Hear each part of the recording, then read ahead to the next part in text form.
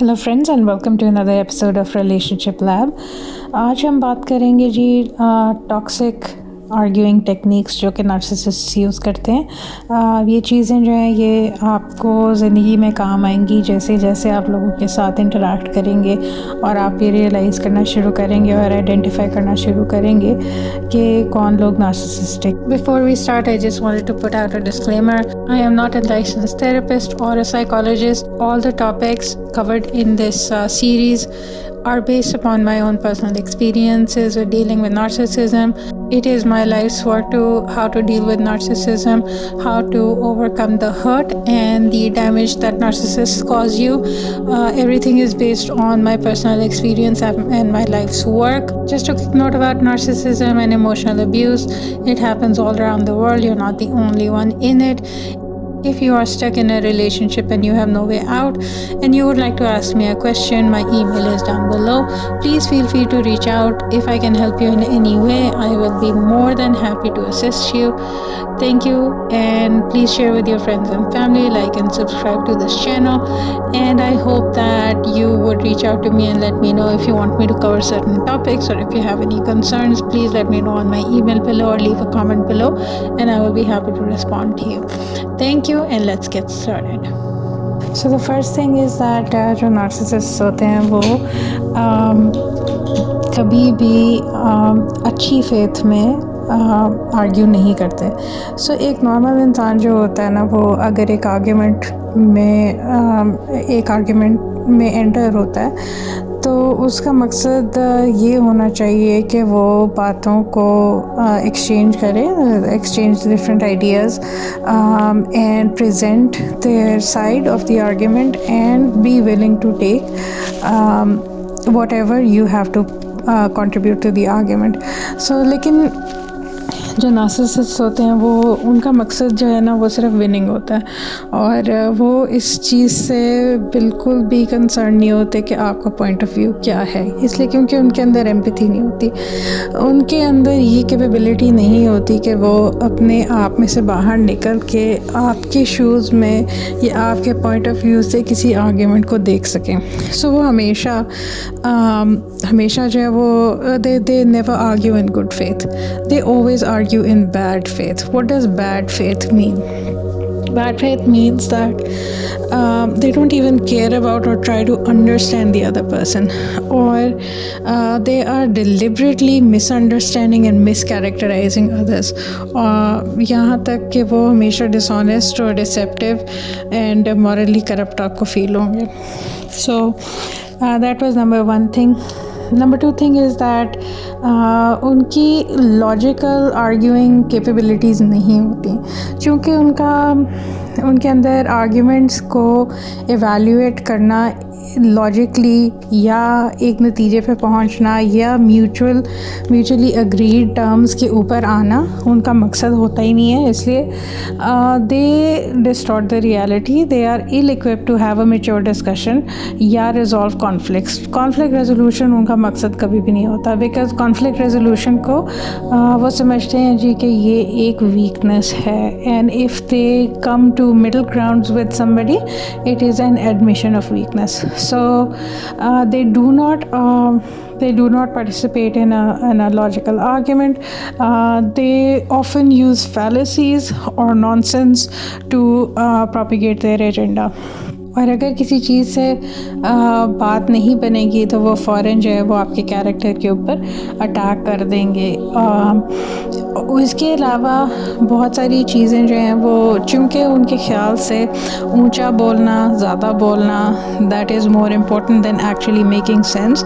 सो वो बहुत सारे मिसरिप्रेजेंटेशन ऑफ आइडियाज़ को, फैक्चुअल एरर्स को और इमोशनल वर्ड्स को और एनवायरमेंटल क्यूज़ को मिक्स करके एक large and very confusing but loud argument आपको बना के पेश करेंगे।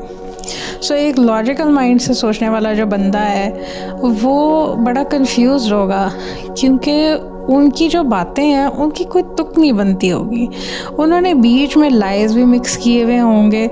सो आपका माइंड जो है ना वो बड़ा डिस्ट्रैक्टेड हो जाता है कि एक्चुअली ये कह क्या रहे हैं और एक्चुअली ये कहना क्या चाहते हैं। However this should be a red flag for you. आपको फ़ौरन जब कोई इस तरह बंदा आपको स्टूपिड किस्म के आर्ग्यूमेंट्स लाइज के साथ मिक्स करके प्रेजेंट करे, तो दिस इज़ क्लियर इंडिकेशन कि वो आपको सिर्फ इंटिमिडेट करना चाहता है, वो एक्चुअली बिलीव नहीं करता मिडिल ग्राउंड रीच करने या विन विन आर्ग्यूमेंट की आउटकम में।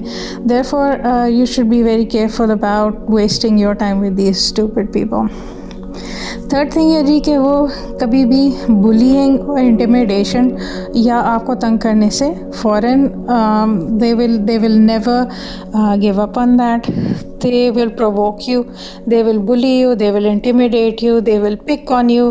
आपको नेम कॉलिंग करेंगे, आपको फॉल्स इमोशनल रिस्पॉन्स देंगे, आपको डराएंगे, आपको बुली करेंगे, आपके कैरेक्टर पे अटैक करेंगे, आपको हर्ट करेंगे, आपको फिज़िकली भी अटैक कर सकते हैं, आपके बारे में वो झूठ करेंगे, आपको थ्रेटन करेंगे। अगर आपके साथ ये होता है, एक ज़िंदगी में एक दफ़ा हो गया या 2 दफ़ा हो गया, remember that you are dealing with a person who is mentally sick.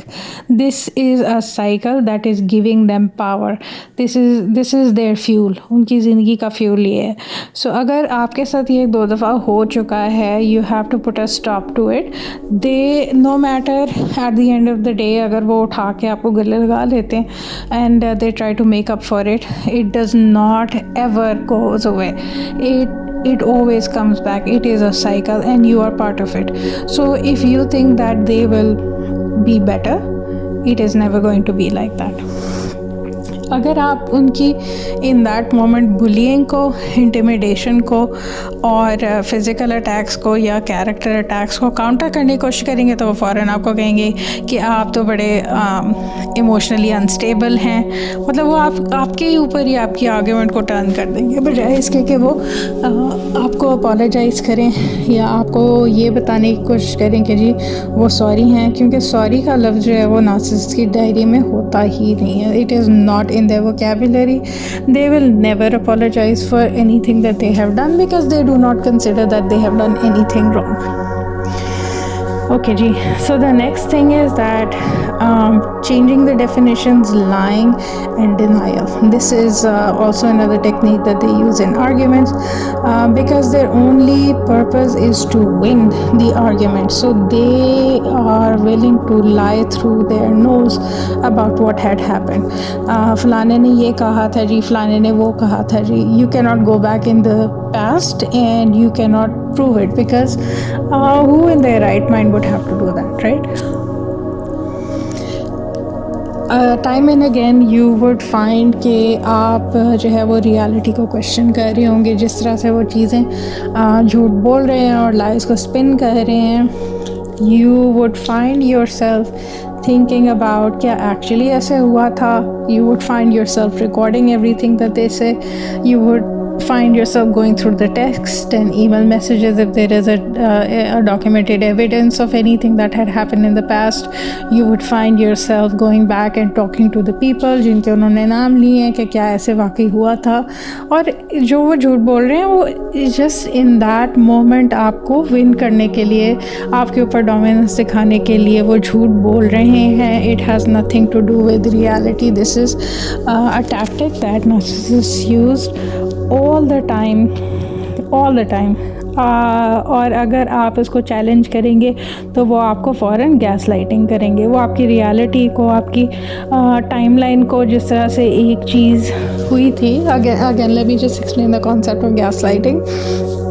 So gas lighting ये होता है कि एक नॉर्मल इंसान जो है वो एक लिनियर टाइमलाइन में जी रहा होता है. So once you are going through different events in life, interactions with people, जैसे इवेंट्स हो रहे हैं, you are committing them to your brain and your memory in a linear fashion. So आपके पास and that that memory is how things happened, right? So उसमें जब आप memory में अपनी चीज़ें कमिट कर रहे होते हैं उस वक्त आप अपनी इमेजिनेशन उसमें इंसर्ट नहीं कर रहे होते, because it is real life and it is happening as you are experiencing it and you are saving it in your memory. But what the narcissist does is that they take it out, they insert a blast of lies within whatever had happened, जो आपके experiences थे, और वो आपको ऐसे present करेंगे जैसे आपकी परसेप्शन ही गलत थी उस पूरे इवेंट की, और जिस तरह से चीज़ें हुई थी उस तरह से नहीं हुई थी, वो उस तरह से हुई थी जिस तरह से वो कह रहे हैं, और ये इस तरह से करेंगे कि आप अपनी रियलिटी को क्वेश्चन करना शुरू कर देंगे और आप ये सोचेंगे कि क्या वाकई ऐसे हुआ था. You would find your self thinking like that. This is called gas lighting. दूसरा ये कि वो जिस तरह से इवेंट्स हुए थे वो अपने नैरेटिव के लिए उसको रीडिफाइन करना शुरू कर देंगे. तो वो ऐसे करेंगे कि जिस तरह से उनको सूट करता है to win a particular argument या टू विन सर्टेन सिनेरियोज, वो उसको चेंज कर देंगे, उसको रीडिफाइन कर देंगे. और इसके लिए वो सोसाइटल नॉर्म्स को, रिलीजन को, इवन साइंस को डिस्टॉर्ट करके और अपने नैरेटिव के अंदर ठूंसने और आपके ऊपर डोमिनेंस कायम करने के लिए they will not hesitate even for a second. Another tactic that they use is that वो आपको फ़ौरन अटैक कर देंगे.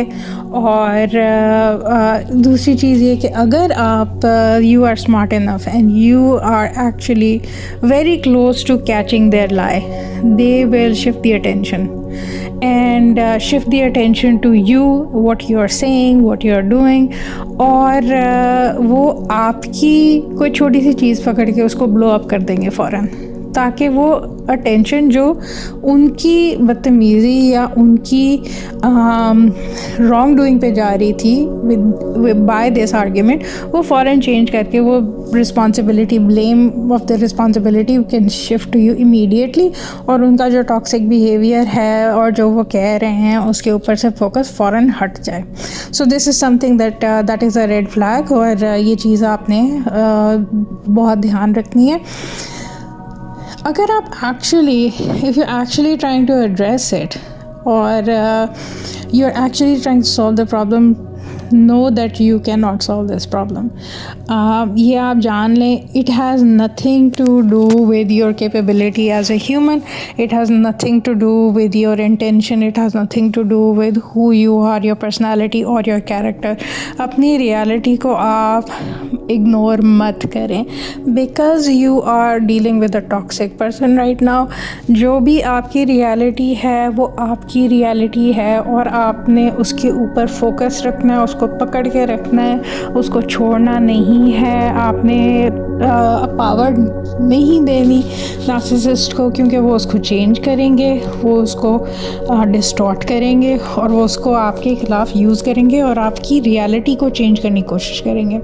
सो you have to make sure that if the narcissist says that the sky is purple, the sky is not purple, the sky is blue. And you have to make sure that you do not let go of that reality. Also know that they are trying to change it. You cannot win. The only thing you have to do is leave.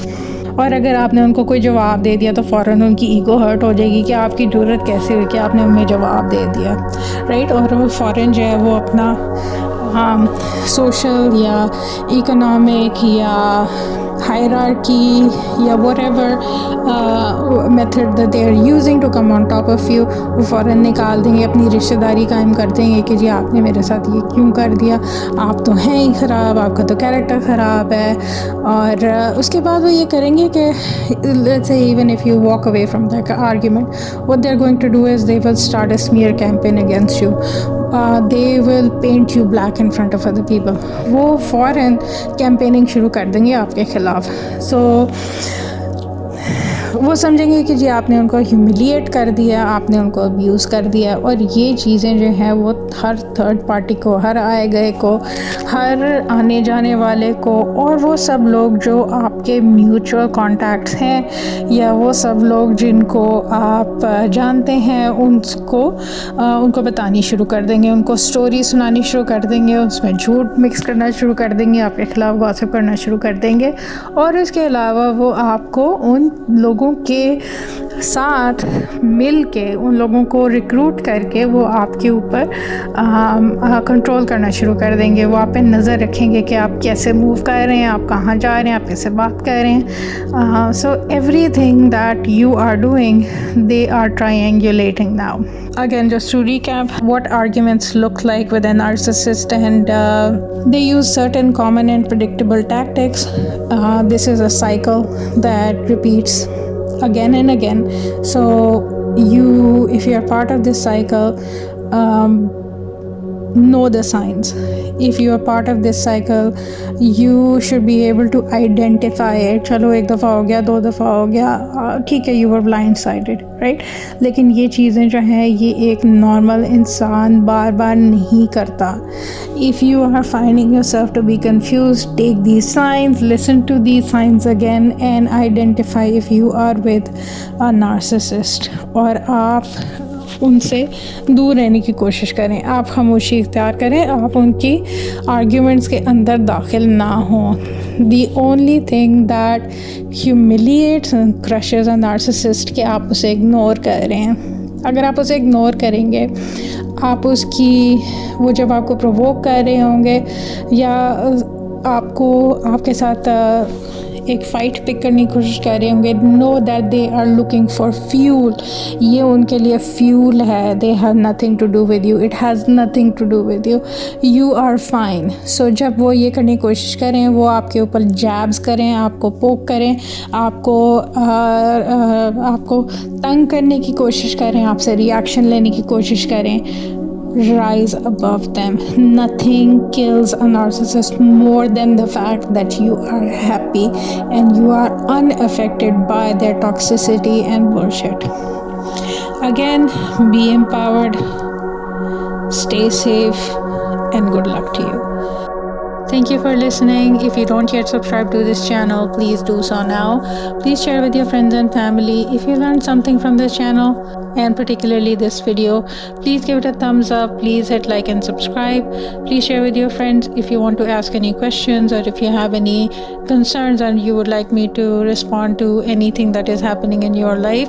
If there is any way I can assist you, I would be honored to answer your question in private or in this series. I would be happy to help you in any way possible.